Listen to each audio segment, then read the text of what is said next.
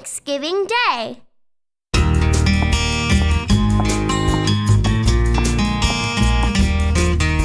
We all sit down and show we're glad. Each brother, sister, mom and dad. We give our thanks for fruits and meats, for vegetables and special treats. Hello. Hi. Oh, hi, Sophie. We thank the world for nature's joys, for sunny skies and friends and toys. We all sit down, our thanks to say, and celebrate Thanksgiving Day.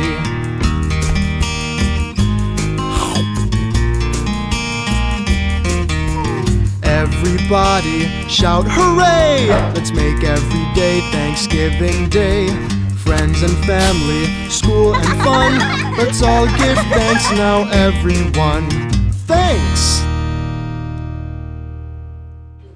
The history of Thanksgiving is basically the story of the Pilgrims and the thankful community feast at Plymouth, Massachusetts.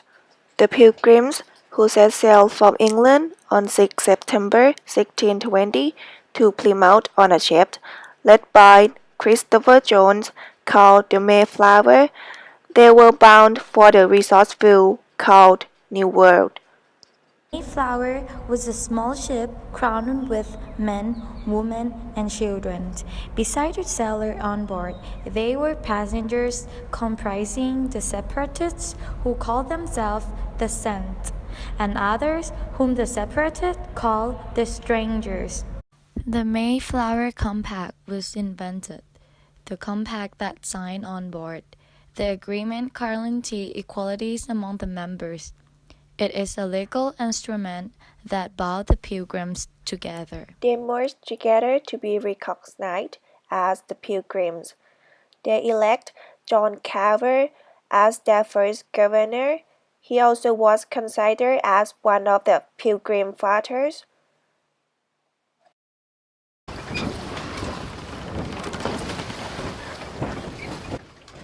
The first group of men prepared to leave the ship and explore their new home. All passengers hoped and prayed. Many of the passengers, most of them still live in the Mayflower, and some are ill. The few explore on land. Hey, we are the Explorer! After 66 days of the little voyage, they did not settle until they arrived at a place called Plymouth on November 16, 1620. At Plymouth, there was much land suitable for planting crops, and much land to start building their settlements. A week after arrival, they started building common house.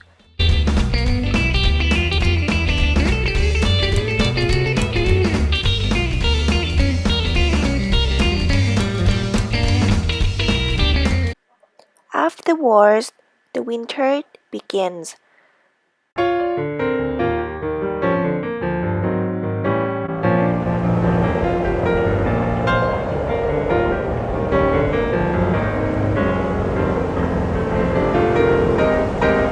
Their happiness was short-lived. Winter has arrived. The harsh winter has freezing snowstorm beat down all the pilgrims.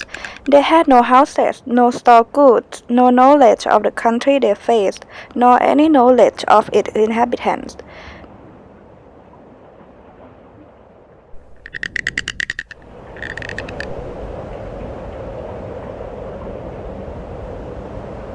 Darling, What, honey? I'm going to die. We will pass through this. I love you. I love you too. Sorry, I can't survive. No!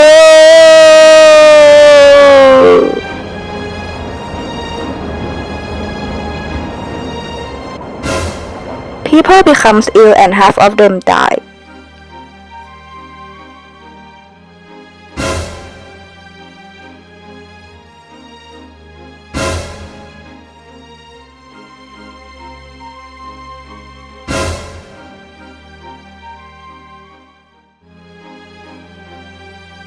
However, the rest still find a way to survive.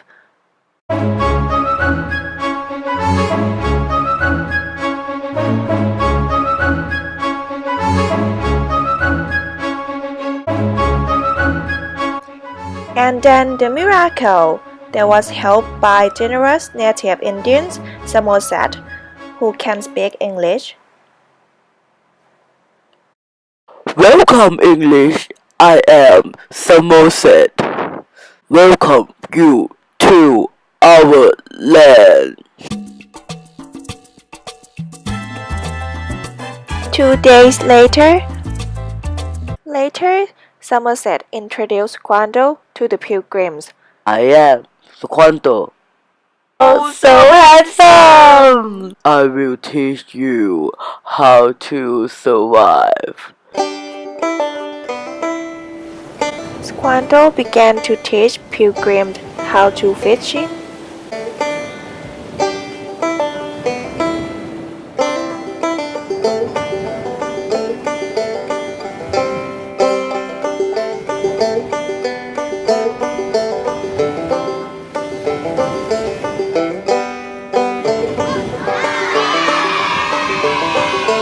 Oh, great! Wow, awesome! Moreover, Quando began to teach pilgrims to plant and hunting.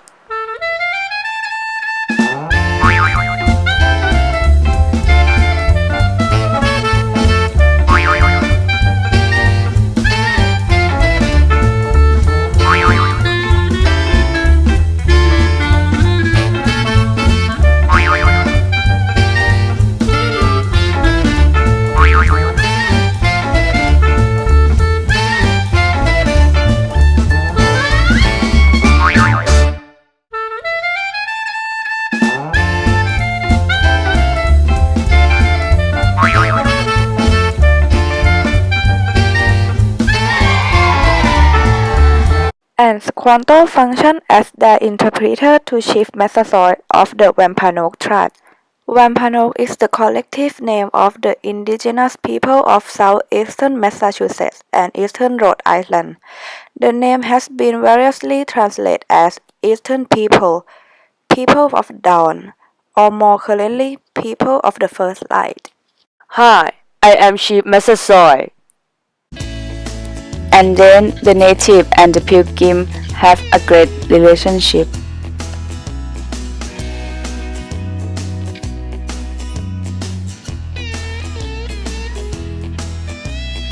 The first Thanksgiving is likely that the colonists feast on the bounty they had reaped, with the help from the native neighbors.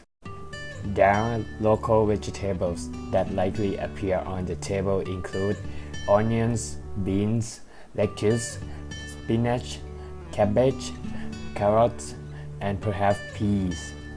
Corn, which records show was plentiful at the first harvest, might also have been served, but not in the way most people enjoy it now. In those days, the corn would have been removed from the cob and turned into cornmeal. Fruit indigenous to the region included blueberries, plums, grapes, gooseberries, raspberries, and of course, cranberries, which Native Americans ate and used as a natural diet. Of course, they also ate animals that they can find from the forest, such as fowl, deer, and fish. Pilgrim's governor William Bradford proclaimed a day of thanksgiving and prayer to God. So November 29, 1623 of that year was proclaimed a day of Thanksgiving. This date is believed to be real beginning of the present Thanksgiving Day. We thank the Lord for the wonderful harvest. We thank for the new home and good health. Thank you for giving us Somerset and Squanto and the great Chief Massasoit. And we thank you, Chief, for our friendship, and we wish you many years of good health. We are so much to be thankful for. Let's celebrate!